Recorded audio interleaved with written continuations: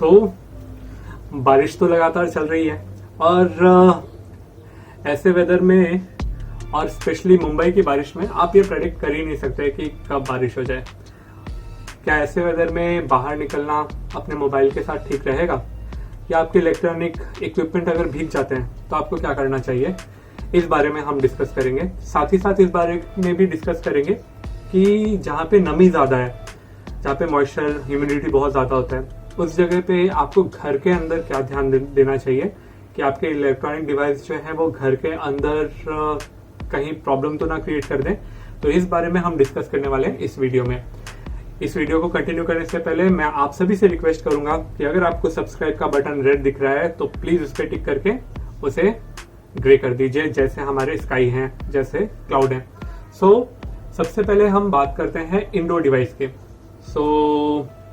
घर में हमारे एलसीडी पैनल होते हैं, एलसीडी स्क्रीन्स होती हैं, बहुत सारे ऐसे कंपोनेंट होते हैं जो बारिश में हमारे साथ बाहर नहीं जाते, इसकी वजह से वो भीगते नहीं है। लेकिन कई एक ऐसी जगह होती है जहाँ पे ह्यूमिडिटी बहुत ज़्यादा होती है, मॉइस्चर बहुत ज़्यादा होती है, जैसे लोनावला है, अमेजिंग प्लेस है। बहुत अच्छी जगह है, लेकिन वहाँ पे नमी बहुत रहती है। आपके यहाँ पे भी रहती होगी, आप में से कई लोग ऐसे रहेंगे जिनके यहाँ पे इस वेदर में नमी बहुत ज़्यादा रहती है।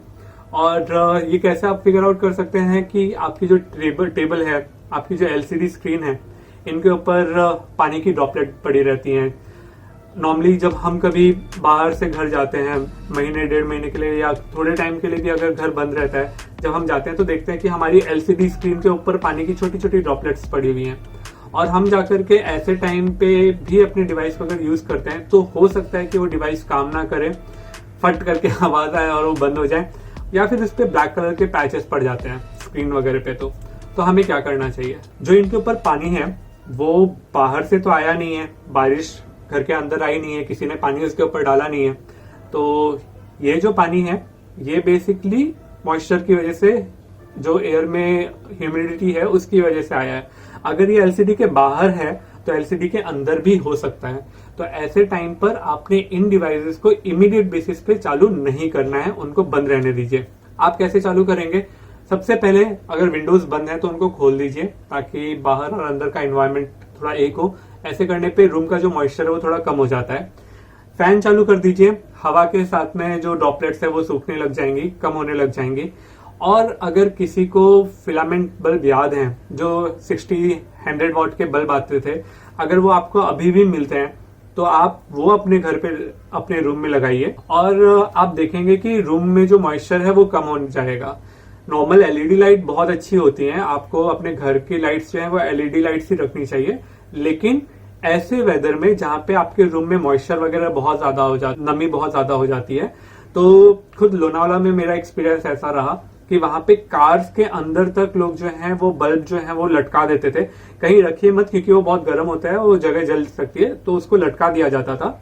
और इवन रूम में जो आपके वार्डरोब्स होते हैं, अलमीरा वगैरह होते हैं, उसके अंदर भी वो बल्ब वो लोग डाल देते थे, क्योंकि वहां पे ऐसा है वेदर कि आपने आयरन किया है कपड़ों को, वो भी आधे घंटे के बाद मॉइस्चर पकड़ते हैं, गीले होने लग जाते हैं। तो ये बल्ब जो है ये रूम टेम्परेचर को इम्प्रूव करने में काम करेगा, मॉइस्चर खत्म करेगा। तो ये तो बात रह गई ऐसे ही इंडोर्स की जहां पे मॉइस्चर है। अब बारी आती है कि आप मुंबई की बारिश में बाहर निकलते हैं। मैं आज भी सुबह निकल रहा था तो धूप थी एकदम, मैंने सोचा बहुत अच्छा वेदर है, बाहर निकलता हूँ। द मोमेंट मैं निकलने के लिए प्लान ही कर रहा था, बारिश शुरू हुई और काफी तेज बारिश शुरू हो गई। लेकिन अगर कोई निकल जाता है, एंड ऐसे टाइम पे अगर आपके पास लैपटॉप होगा, मोबाइल ऑफकोर्स हो सकता है, कई लोग ऐसे वेदर की फोटोग्राफी के लिए बाहर कैमरा लेकर के भी निकल जाते हैं कि भाई वेदर रुक गया है, क्लाउड बहुत अच्छे दिख रहे हैं, क्लाउड है, एडवांटेज ले लेते हैं। तो ऐसे वेदर में जब आप निकलते हो तो आपके डिवाइस के भीगने के चांसेस बहुत ज्यादा होते हैं। तो पहला और बहुत कॉमन रिकमेंडेशन है कि precaution is better than cure. सबसे पहले तो आप अपने डिवाइसेस को बाहर ऐसे ही मत लेके जाइए, उन्हें किसी भी वाटरप्रूफ बैग में डाल दीजिए। मोबाइल है जिप पाउच में डाल दीजिए, लैपटॉप है तो अगर कोई पॉलिथीन वगैरह उसके अंदर रखिए, कैमरा बैग लेकर के जाइए तो उसे भी अगर किसी पॉलिथीन बैग में डाल सकते हैं तो उसमें रखिए। प्लस सिलिकॉन जेल जो आती हैं, मैं आपको ये नहीं कहूंगा कि आप परचेस करो, लेकिन अगर आपके शूज में, मैक्सिमम शूज के अंदर वो मिल जाते हैं, तो आप शूज के अंदर अगर आपको सिलिकॉन जेल मिले तो वो उठाइए, वो अपने पास कहीं संभाल के रखिए। अगर इलेक्ट्रॉनिक गैजेट के साथ मिलते हैं तो उसको संभाल के रखिए, इनकी कोई एक्सपायरी जल्दी होती नहीं है, लेकिन ये पॉइजनस होती है, तो प्लीज इन्हें बच्चों की रेंज से दूर रखिए और इन्हें उठाइए, अपने पास रखिए। और जब भी ऐसे वेदर में निकलते हैं तो जिप पाउच जिसमें आपने मोबाइल रखा है उसके अंदर एक छोटा सा सिलिका जेल वाला जो पैकेट है वो डाल दीजिए।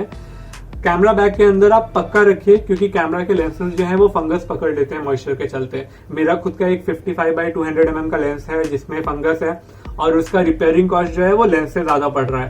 तो प्लीज ये सिलिका जेल जो है अपने इलेक्ट्रॉनिक डिवाइसेस के बैग में पक्का रखें। लैपटॉप बैग जो है उसके अंदर रखें, प्रोटेक्टेड रहेंगे, सेफ रहेंगे। ये तो हो गया प्रिकॉशन का। मान लीजिए कि आपने नहीं लिया, आप बाहर निकल गए और भीग गए, सबसे पहला जो टास्क है वो ये कि अपने डिवाइसेस को बंद कर दें, इमीडिएट बेसिस पे उनको बंद कर दें, उनको चालू ना रखें। बंद करने की वजह से उनके अंदर जो इलेक्ट्रिसिटी का फ्लो है वो रुक जाएगा और जो कंपोनेंट है वो जलने से बच जाएंगे। तो जितनी जल्दी हो सके आप अपने डिवाइसेस को बंद कर दीजिए। इनफैक्ट घर से बाहर निकल रहे हैं तो लैपटॉप और कैमरा तो क्रॉस चेक कर ले कि वो चालू है, स्लीप मोड में या शटडाउन है, शटडाउन करके ही निकलिए। अगर आपको लगता है कि ये चीज भीग गई है, आपका लैपटॉप या कैमरा या मोबाइल भीग गया है, और जितना भी आप सेपरेट कर सकते हैं, कैमराज में बैटरी, सबसे पहले जो काम करना है आपने वो है बैटरी निकालना। कैमरा से बैटरी निकाल दीजिए, कवर से निकाल दीजिए, अगर डीएसएलआर है तो उनका लेंस अलग कर दीजिए, और जितना भी आप उनको बिट बाय बिट अलग कर सकते हैं कर दीजिए। मोबाइल है, केस अलग कर दीजिए, अगर केस आप कैरी कर रहे हैं तो केस अलग कीजिए। मेमोरी कार्ड और सिम कार्ड जितनी जल्दी हो सकता है निकाल दीजिए। हो सकता है कि मोबाइल जो है वो डैमेज हो जाए, लेकिन बहुत ज्यादा चांसेस होते हैं कि सिम कार्ड और मेमोरी कार्ड सेफ बच जाएं। इनको निकाल दीजिए। जो भी आपके वेट डिवाइसेस हैं उन्हें जितना थोरोली आप सुखा सकते हैं, आप ड्राई टॉवल यूज कीजिए, हैंकरचीफ यूज कीजिए, टिश्यू पेपर यूज कीजिए, ड्राई टी शर्ट कॉटन के वो यूज कीजिए। जितना सुखा सकते हैं उनको अपने हिसाब से उतना सुखाइए। उसके बाद आप इन्हें चावल के डब्बे में डाल दीजिए, भरा हुआ चावल है उसके अंदर डाल दीजिए। याद रखिए डिवाइसेस बंद रहेंगे, जितने आपके पीसेस अलग हो सकते हैं उनको अलग कर दीजिए और उसके बाद उनको चावल के डब्बे में डाल दीजिए। बेसिकली जो राइस होता है वो पानी ऑब्जर्व कर लेता है और इसी तरीके से वो पकता भी है। तो आप अगर इनको चावल में रख देंगे तो जो मोबाइल है, कैमरा है, जो छोटी चीजें हैं जो चावल के डब्बे में आ सकती हैं, अगर उसमें डाल देते हैं तो चावल इनका पानी ऑब्जर्व कर लेगा। लैपटॉप वगैरह जैसी जो चीजें हैं, इनफैक्ट अगर आपके यहाँ पे चावल नहीं है तो आपको क्या करना है, आपने आपके जो इलेक्ट्रॉनिक कंपोनेंट्स हैं इनको खोल करके रख दिया। इनफैक्ट मेमोरी कार्ड वगैरह को आपने, अगर आप उन्हें सिर्फ पोंछ देंगे और थोड़ी देर बाहर रख देंगे तो भी वो सूख जाएंगे। लेकिन जो रिमेनिंग कंपोनेंट है इन्हें आप क्या कर सकते हैं, अगर वैक्यूम क्लीनर है तो इनको ब्लो कर दीजिए, इनको थोड़ा हवा मार दीजिए। ब्लोअर है तो और अच्छा है, थोड़ा सा हवा मारिए। और अगर आपके पास में हेयर ड्रायर है तो बिल्कुल मत यूज कीजिए। कई लोग ये गलती करते हैं कि हेयर ड्रायर लेते हैं, सोचते हैं इससे गर्म हवा आती है, ये सबसे अच्छी चीज है। नहीं, वो आपका दोस्त के रूप में बना हुआ दुश्मन है। आप हेयर ड्रायर यूज करते हैं, उससे गर्म हवा आती है, ये गर्म हवा आपके एलसीडी को बहुत ज्यादा डैमेज कर सकती है। इनफैक्ट आपके जो मोबाइल फोन में जो सीलिंग होती है उसको निकालने के लिए जो रिपेयर करने वाले होते हैं वो हीट गन यूज करते हैं, और जो हेयर ब्लोअर है, जो हेयर ड्रायर है, वो लगभग वैसे ही काम करते हैं। तो आपके फोन के जो अंदर ग्लूड एरिया रहता है, जो सीलिंग होते हैं, उनको भी आपके हेयर ड्रायर डैमेज कर सकते हैं। तो हेयर ड्रायर मैं बिल्कुल भी रिकमेंड नहीं करूंगा, आप उसे अपने कंपोनेंट से दूर रखें। इसके बाद रही बात, आप क्या कर सकते हैं कि आप उनको नॉर्मल टेम्परेचर पे, एटलीस्ट रूम टेम्परेचर पे रखिए। फैन कंटिन्यू कीजिए सो दैट वो सूखे, कंप्लीटली ड्राई हो जाए। जितना पानी आप पोंछ सकते हैं उतना पोंछ लीजिए। अगर सनलाइट आ जाती है, अगर लकी होते हैं तो आप सनलाइट में रख दीजिए, तो भी ये काफी इफेक्टिवली सूख जाएंगे। और इन्हें कब चालू करना है, 1-1.5 घंटे के बाद नहीं, लगभग 1 दिन के बाद। चावल के डब्बे में रखा है, बाहर रखा है, कहीं पे भी रखा है, कम से कम 12 घंटे तो इनको सूखने दीजिए। आपको नहीं पता कि कितने छोटे माइन्यूट ड्रॉपलेट जो हैं वो उसके सर्किट पे पड़े होंगे, और आपके ऑन करने का वेट करें कि आप ऑन करें और वो फट से फूट जाएं। तो आप बिल्कुल भी वो रिस्क मत लीजिए। आप इन्हें ड्राई करने के लिए ऐसी जगह पे रखिए जहां पर थोड़ा ड्राइनेस हो, फैन चल रहा हो। पॉसिबिलिटी है कि आपके ये कंपोनेंट जो हैं ये वर्किंग कंडीशन में फिर से काम करने लग जाएं, क्योंकि पानी में रहने के बाद अगर ये कंप्लीटली ड्राई हो जाते हैं तो ये कंप्लीटली वर्क कर सकते। अगर वो हल्के भी गीले हैं और आपने उनको इलेक्ट्रिसिटी प्रोवाइड कर दी, आपने बैटरी लगा दिया, ऑन कर दिया, तो चांसेस आर कि वो इमीडिएट बेसिस पे कई कंपोनेंट को जला देगा और आपका जो डिवाइस है वो नहीं चालू होगा। तो मेरे हिसाब से सबसे पहले आप प्रिकॉशन रखने के लिए ट्राई कीजिए, अपने कंपोनेंट्स को प्लास्टिक के बैग्स वगैरह में कैरी करें, उसमें सिलिका जेल डाल दें ताकि उसमें मॉइस्चर ना आए।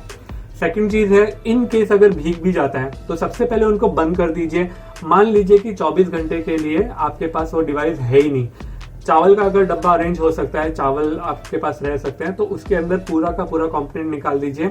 डालने से पहले सारे पेरिफेरल्स को अलग अलग कर दीजिए, मेमोरी कार्ड अलग, सिम कार्ड अलग, कैमरा है, कैमरे की बैटरी अलग, लेंस अलग, सब अलग कर दीजिए। लैपटॉप की बैटरी अलग कर दीजिए, चार्जर्स के साथ डिस्कनेक्ट कर दीजिए, जितने भी कंपोनेंट हैं उनको अलग अलग करके फिर आप चावल के डब्बे में डाल दीजिए। चावल का डब्बा नहीं है तो एटलीस्ट सनलाइट में डालिए, सनलाइट नहीं है तो घर में पंखे के नीचे उनको रहने दीजिए, जब तक आपको एकदम कॉन्फिडेंस नहीं हो जाता कि ये सूख नहीं गए हैं।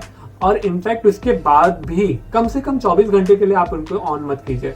24 घंटे के बाद आप ऑन कीजिए, चांसेस रहेंगे कि आपका जो डिवाइस है वो प्रॉपर वर्किंग कंडीशन में नहीं रहेगा, तो आपको रिपेयरिंग सेंटर लेकर के ही जाना पड़ेगा। सो ये मेरी तरफ से सिंपल सी टिप्स हैं जो आप ट्राई कर सकते हो, प्लीज ट्राई कीजिए। अगर ये वीडियो आपको हेल्पफुल लगती है तो अपने फैमिली एंड फ्रेंड्स के साथ शेयर कीजिए, क्योंकि बारिश किसी को नहीं बख्शती। और प्लीज अभी तक अगर सब्सक्राइब नहीं किया है तो चैनल को सब्सक्राइब कीजिए। इस वीडियो की तरह आने वाली वीडियो में भी मैं और इन्फॉर्मेशन जो है वो शेयर करने की कोशिश करता रहूंगा, वो भी इजी लैंग्वेज में, आसान भाषा, सरल भाषा में।